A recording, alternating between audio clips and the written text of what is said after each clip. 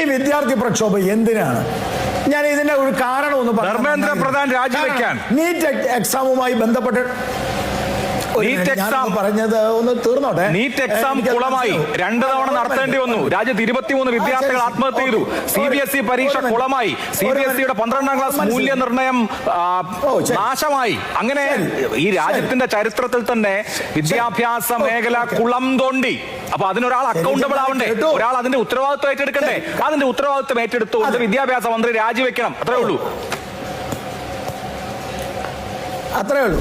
118 പോലീസുകാരെയാണ് sir ആക്രമിച്ചിരിക്കുന്നത്. പോലീസുകാരെ ആക്രമിച്ച പോലീസുകാർ ഉമ്മ വെക്കുവോ?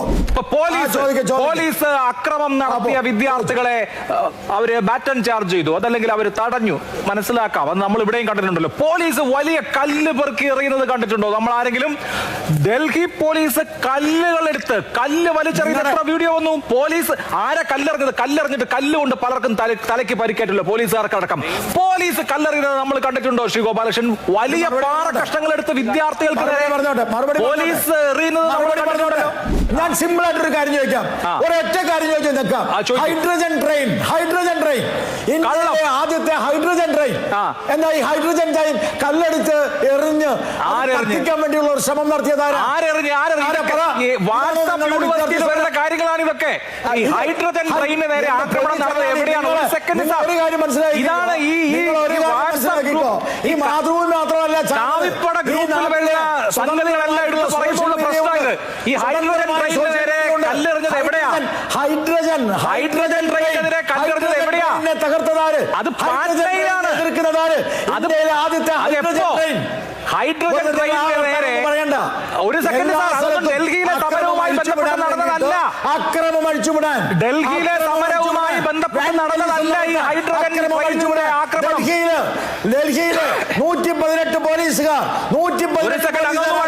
ഇടവേളയിലേക്ക് പോകുന്ന ഒരു കാര്യം പറയാനില്ല. ഹൈഡ്രജൻ ട്രെയിനിന്റെ കാര്യം ഒറ്റ കാര്യമുള്ളൂ. അതായത് ഈ പാറ്റ്നയിൽ, ബീഹാറിൽ, ഒരു സെക്കൻഡ് സാർ കേൾക്കൂ, ബീഹാറിൽ ഏതോ ഒരു പ്രത്യേക പോലീസിലേക്കാണോ തോന്നുന്നു ഒരു റിക്രൂട്ട്മെന്റ് പരീക്ഷ നടക്കുന്ന ദിവസം ട്രെയിൻ വൈകിയത് കൊണ്ട് ഈ വിദ്യാർത്ഥികൾക്ക്, ഉദ്യോഗാർത്ഥികൾക്ക് സമയത്ത് പരീക്ഷയ്ക്ക് എത്താൻ പറ്റാത്തത് കൊണ്ട് അതിന് രോഷാകുലരായ ആളുകൾ ഈ പാറ്റ്നയിൽ, ബീഹാറിൽ ട്രെയിനിന് നേരെ കല്ലെറിഞ്ഞ കുറച്ചു നാൾ മുമ്പത്തെ കല്ലേറിന്റെ വിഷയമാണ്. ഡൽഹിയിലെ കുട്ടികൾ ട്രെയിനിന് നേരെ കല്ലെറിഞ്ഞു, ഹൈഡ്രജൻ ട്രെയിൻ നശിപ്പിച്ചു എന്നൊക്കെ പറയുന്നത്. അങ്ങനെയല്ല.